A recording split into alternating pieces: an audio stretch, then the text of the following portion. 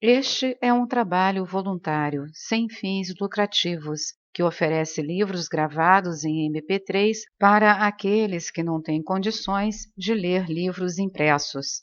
Para ouvir este e outros livros gratuitamente na íntegra, acesse nosso canal e leia as instruções na aba Sobre. Este livro foi gravado para o uso exclusivo da pessoa com deficiência visual, não podendo ser comercializado de acordo com a Lei nº 9.610, de 19 de fevereiro de 1998. A primeira metade da minha palestra será uma explicação acadêmica do significado da verdade e a outra metade será sobre como implementá-la nos dias de hoje em termos de toda a filosofia e do sistema da verdade. O ponto fundamental é que todos somos seres humanos que querem ser felizes, não querem sofrer. Com base nisso, estamos tentando investigar a natureza das verdades externa e interna. Existem diferentes tipos de filosofia e sistemas de ensino na sociedade humana, e o budismo é um deles. Temos tantas filosofias diferentes que uma única simplesmente não pode satisfazer toda a humanidade. É por isso que temos tantos tipos diferentes de ensinamento de sistemas espirituais. É muito importante ter vários sistemas de ensino para todos os tipos de pessoa. Como seguidor de Buda, eu aprendi algumas coisas, mas ainda estou aprendendo e adquirindo conhecimento. Não sou um especialista, mas um monge budista que tenta sinceramente seguir sua fé no dia a dia. Esse ensinamento é muito útil na hora de manter minha estabilidade mental, em especial quando tenho algum problema. Ele me dá flexibilidade e força interior. Por isso, quando alguém me pede para explicar essas filosofias ou ensinamentos, eu tento fazê-lo com minha responsabilidade e dever. O fundamento básico da filosofia budista é formado de duas verdades. Se você encontrar algo útil nos ensinamentos, deve investigar isso por si mesmo e tentar implementá-lo no seu dia a dia. Se você não encontrar nada importante, então apenas deixe para lá. A maioria de vocês conhece as 4 verdades nobres, que é a verdade do sofrimento, a verdade da causa do sofrimento, a verdade da cessação do sofrimento e a verdade do caminho que leva à cessação. Elas são a base do budismo. O objetivo de todo ser consciente é a felicidade permanente. Alcançá-la é maravilhoso e vale a pena. Significa que não há mais sofrimento, mas paz e satisfação duradouras. Em geral, após um momento de felicidade e prazer, surge um problema ou outro. Esse tipo de prazer não é permanente. Por isso, as 4 verdades nobres são importantes. Como não desejamos o sofrimento, é mais importante investigar suas causas. É possível eliminá-lo? Se é, vale a pena tentar. Se não é, não vale. A terceira verdade nobre é a da cessação, o que chamamos de nirvana ou moksha. Se é mesmo possível alcançar a cessação das causas do sofrimento, então é proveitoso descobrir formas e meios de purificar nossa mente ou eliminar essas causas. Esta é a 4ª verdade. Isso também indica a lei de causa e efeito e interdependência e é a base do Shunya. A teoria do Shunya baseia-se na ideia de que as coisas são interdependentes. Como cada coisa tem diferentes aspectos, se você compará-los, verá que tudo está relacionado. A própria natureza delas é relativa, e o vazio é a natureza final de tudo. Por isso, é possível criar coisas novas que vão mudar, porque tudo depende de outros fatores.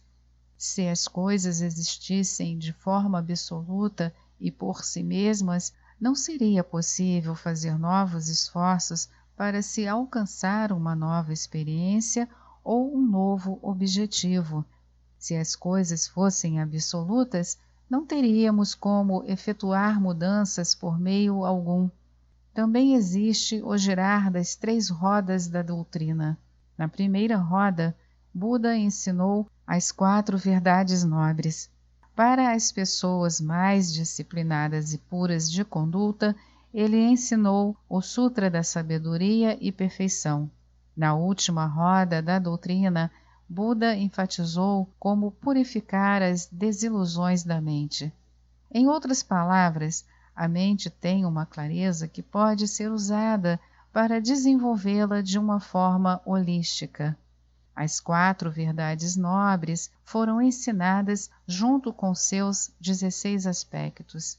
As características do aspecto da verdade do sofrimento são a temporariedade, o sofrimento, o vazio e o altruísmo. Existe também o ensinamento dos 4 fundamentos, que é aceito por todos os budistas. Os 4 fundamentos são: todas as coisas condicionadas são temporárias, todas as coisas contaminadas fazem sofrer, os fenômenos são vazios e sem uma característica própria. E o 4º fundamento, o Nirvana, é a paz. Em geral, quando falamos de algo que é inverídico no sentido mundano, não é porque ele é inverídico em face de uma consciência sábia, mas porque o é no nível mundano. Assim, você conhece o inverídico e a irrealidade da verdade convencional. Se alguém se interessar, existe claramente uma relação. Por exemplo, no dia a dia, o que consideramos dor ou prazer depende, em muito, da nossa atitude mental. Contudo, conhecer os níveis convencional e final da verdade ajuda a reduzir o exagero mental. Dar-se conta das 2 verdades também ajuda a tornar nossa mente estável. Nós aceitamos o bem e o mal quando nos damos conta da natureza mais profunda deles. Se formos capazes de compreender a natureza real da verdade convencional e da verdade final, veremos o fenômeno externo a partir de uma perspectiva equilibrada. No entanto, antes de entender a natureza real das 2 verdades, temos tendência a exagerar. Nossa mente é uma entidade sólida, pelo menos é o que parece. Mas, na verdade, existem muitos tipos de mentes. A humana é especialmente sofisticada.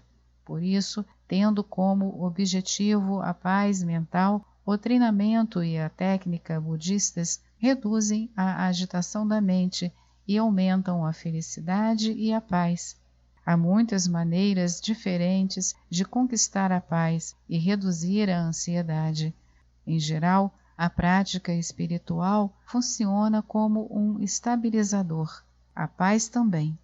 Pergunta: o senhor pode dizer alguma coisa sobre o bem e o mal? O bem e o mal, do ponto de vista budista, são termos relativos e dependem de outros fatores. Sob certas circunstâncias, uma coisa pode ser boa, mas sob outras pode se tornar ruim.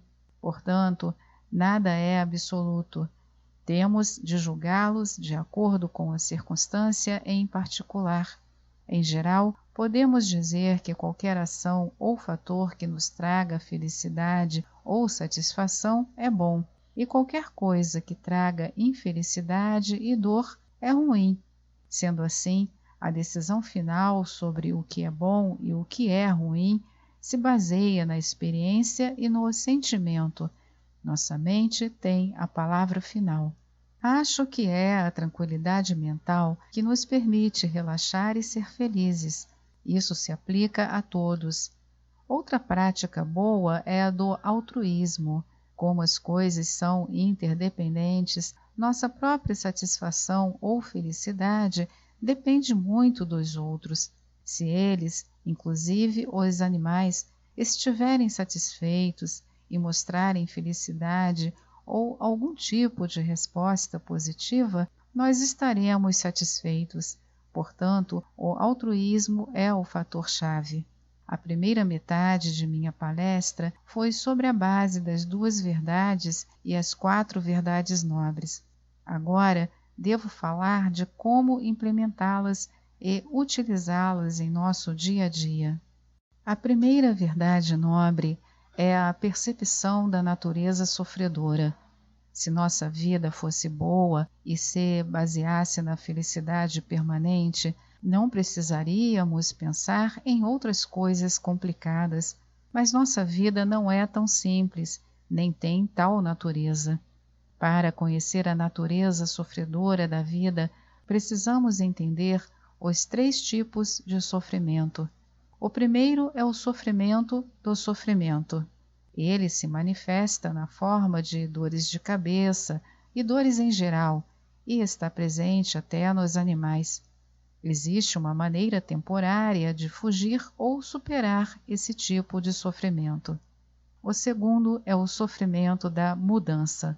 É o caso das experiências que, em geral, vemos como agradáveis. Por exemplo, quando ganhamos uma coisa nova, nos primeiros dias ficamos muito empolgados e felizes.